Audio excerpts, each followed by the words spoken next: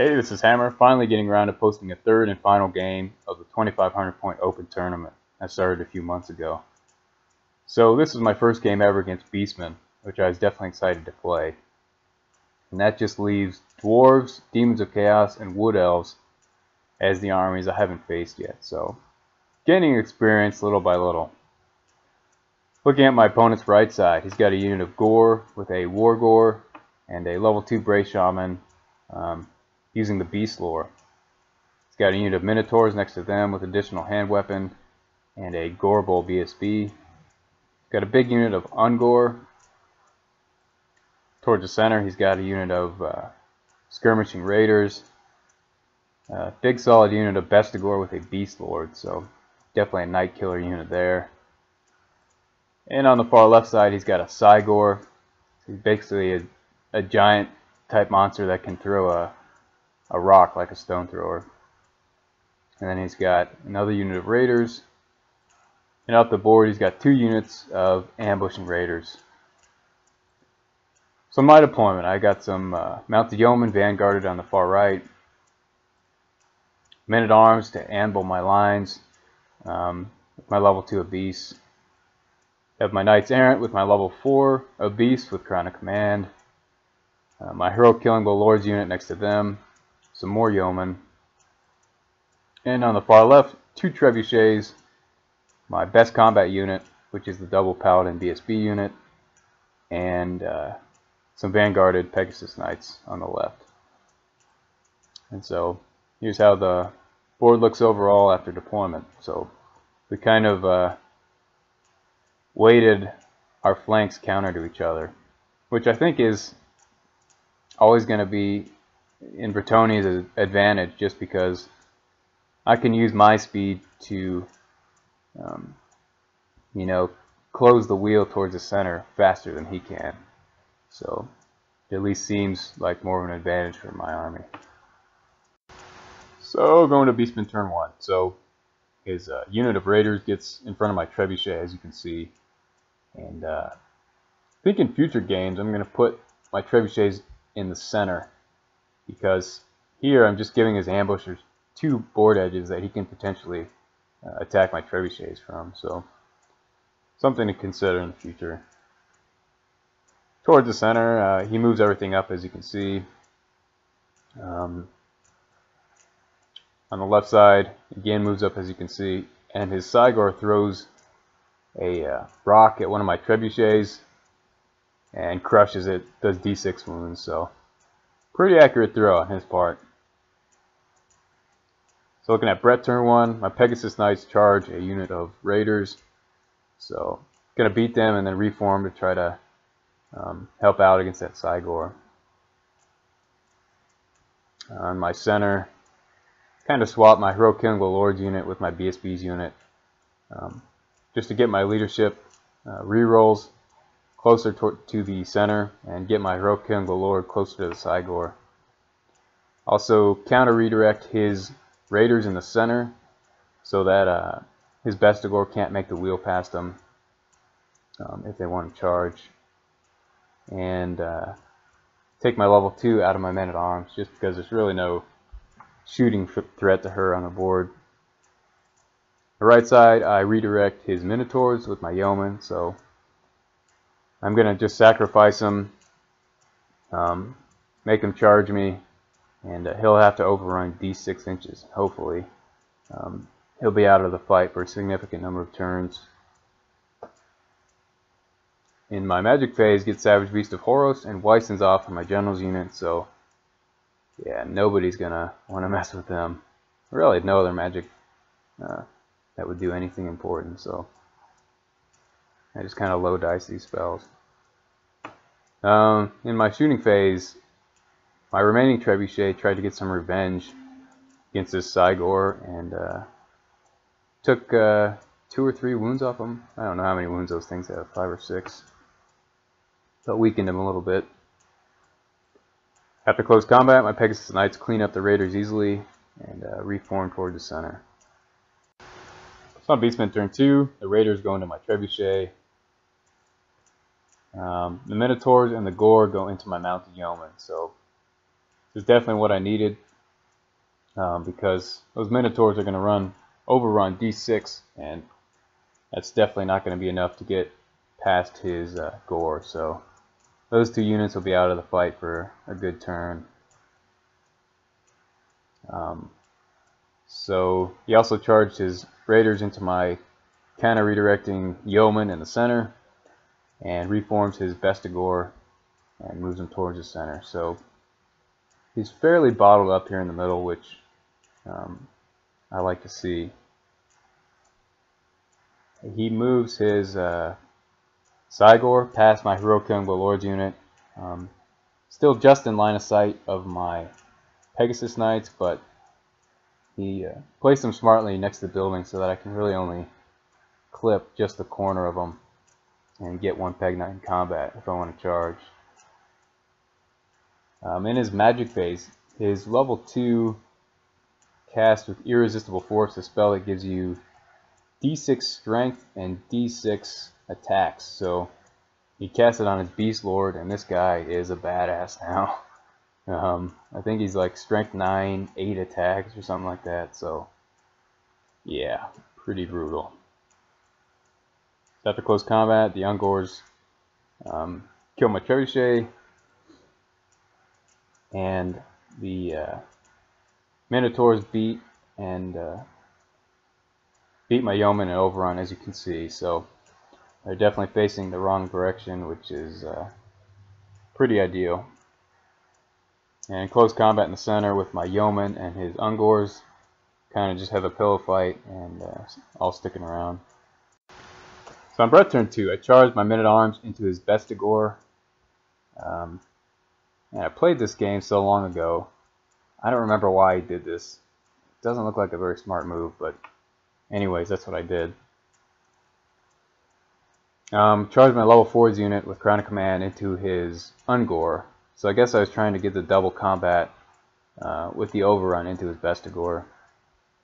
My Pegasus Knights charged the flank of the Cygor, so it doesn't look like they're in base contact, but one Pegasus Knight is.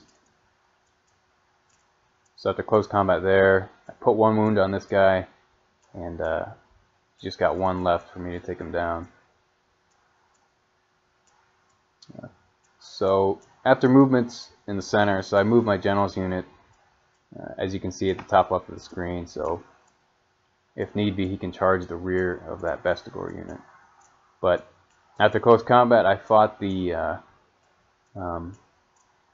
combat with my level 4's unit and the raiders first, so they were able to overrun for the double combat into his Bestigor. And then I made apparently a huge mistake in that I allowed him to make way with his Beast Lord to the flank to face my knights, which I should not have allowed him to do because he was already in base contact with my Men-at-Arms. So I don't know why I allowed him to do that, but it was a huge mistake because with like strength 9 and 8 attacks, yeah, he pretty much wiped my level 4's knight unit clean, and I just have a standard bearer and a level 4 left. So yeah, I don't know why I allowed him to do that, but that was the result. Lesson learned, I think. So going to Beastmen turn 3, he charges his Gore unit into flank my Men-at-Arms. So I have Weissens up on him, but they can't stand up to that kind of abuse. So he also moves his big Ungor unit at the top of the board towards the left to try to block my knights. Kind of looks like they all exploded. I think he just knocked them over with his hand, but yeah, they're facing towards the left. He reforms his Men-at-Arms, or not Men-at-Arms, his Minotaur unit to face towards the center to try to get into the action. After close combat, my Pegasus Knights finish off his Cygor. And after close combat in the center, yeah, so my Men-at-Arms definitely break, and they bounce through his Minotaurs and get away, which was nice. And it doesn't show it in this picture, but his Beast Lord and friends do kill my level 4 and finish that unit off. So I lost a big chunk of points there. mainly due to my stupid mistake earlier. So this is just my men-at-arms bouncing through his minotaurs and losing several from dangerous terrain. So things started to get a little fast and furious here on Bretonnia 3. So I double charged my BSB's unit and General's unit into his big Ungor horde. And there's a couple reasons I did that. So one, he got in the D6 strength, D6 attacks off on his Beast Lord once again. So I really didn't want to go into the Vestigor. And two, I knew I wasn't going to break these Ungors in one round of combat. So I was thinking, well, he's going to look at this as a juicy flank charge opportunity. But really, my Paladins and General are going to be able to generate so much combat res to the front by killing Ungor that I have the potential to beat and run down both units. And it's even more likely because I got Savage Beast of Horus off on my General. So it's kind of a tricky setup for him. So towards the center again, I use my Mounted Yeoman to redirect his Minotaurs yet again, keep him out of the fight, and keep trying to abuse Frenzy. So this is actually Beastmen turn 4. So this time he decided to reform his Minotaurs instead of charge my Yeoman. But really it just allows me to jump up and redirect him again my next turn. However, since I forgot to do that, this ended up being a good move for him. So in the main combat, so he did charge the flank of my BSB's unit on his turn 4. And I held because I was able to kill so many Ungors to my front.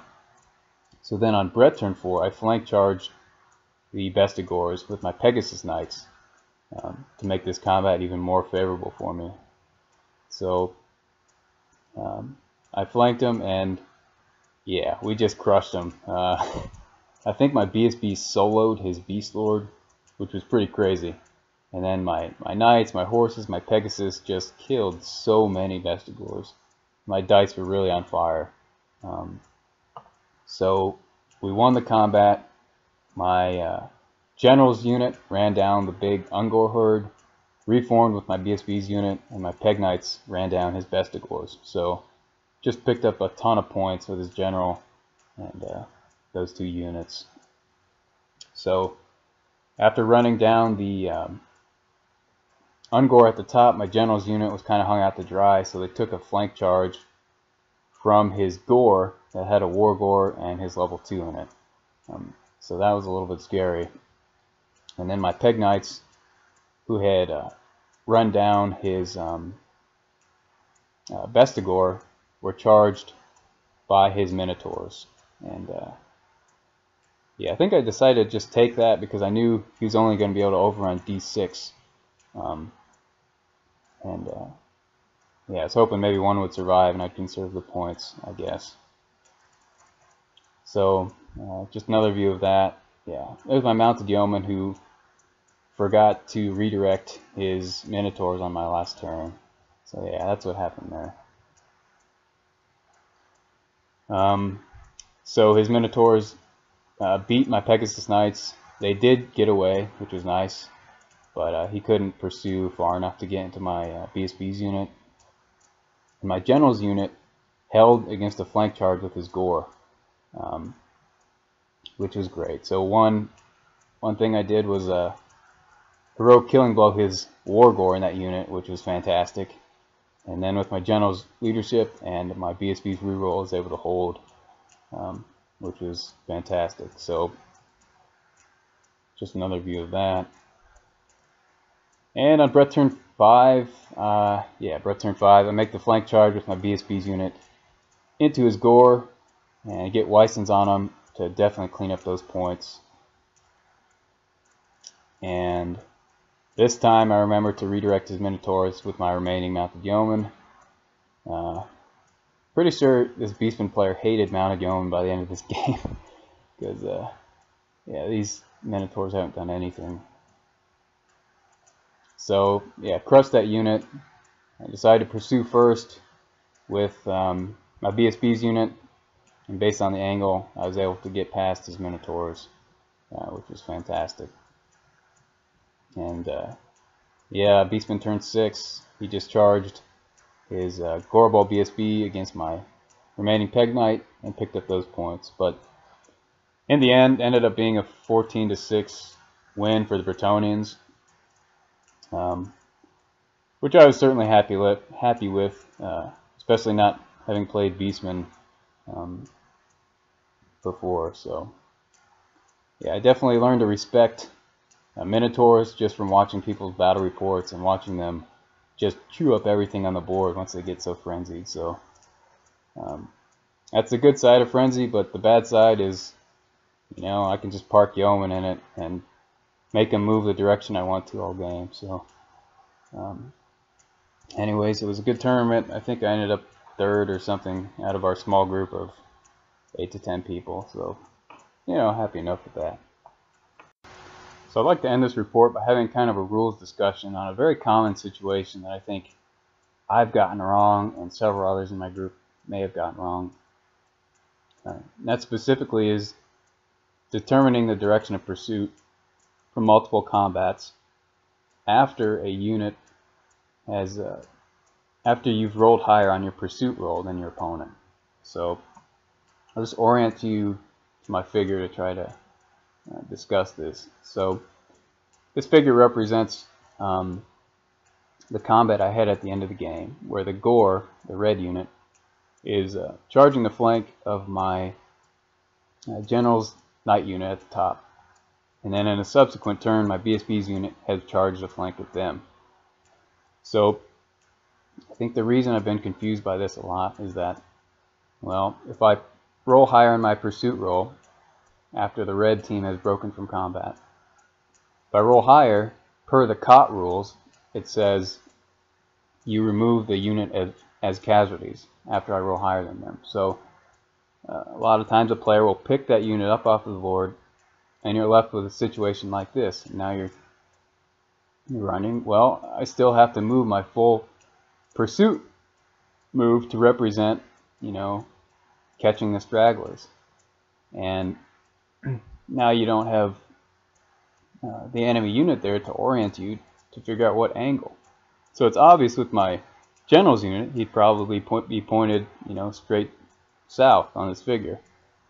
But with the leftmost Knight unit, a lot of times I'll do something like this, where I'll just point straight south too, because I really don't know which direction I should face to move my full pursuit move. So I definitely think that's incorrect. So going back to the original diagram, so I think the confusion really stems from players picking up the unit that got destroyed immediately instead of using it to determine the angle of pursuit. So here we would have moved the red unit, even though we already know I rolled higher in my pursuit roll to destroy him. We move him anyways to help determine the angle. So rotate my leftmost Knight unit on its center to center, and now I have the angle with which I can make my pursuit move. And I pursued first with my BSB's unit, so they moved, and then my General's unit stops an inch away from my BSB's unit. And this is the way I think it's supposed to be played. So a few reasons for that. One, this is the way you play it if the unit was not caught, if they got away. And that's diagrammed pretty clear in the book. And so I think that the angle of pursuit should not be any different whether a unit was caught or not. Another way you think about this is, well, you move the full pursuit distance even if you caught them, because you're representing cutting down the stragglers. Well, at which angle would you have pursued them? You would have pursued them at the angle that they were running, which would be this one. So it's a little bit confusing in the book for a new player, but I think really the angle of pursuit shouldn't be different between whether you rolled higher and caught a unit versus not. So anyways, I think this is the proper way to play it. We had a good discussion during the game and thought this was the most logical way it's supposed to be done, but If you think it's some other way, then please let me know and just justify it as best you can. But I've looked at a number of tournament sites and Warseer and other people asking the exact same question, and this is definitely the answer I've gotten, which is determine the direction of pursuit in a multiple combat as if the unit was not destroyed. So anyways, I hope that helps some people that were confused with the same thing, unless I'm just completely wrong. But anyways, let me know either way. Thanks for watching.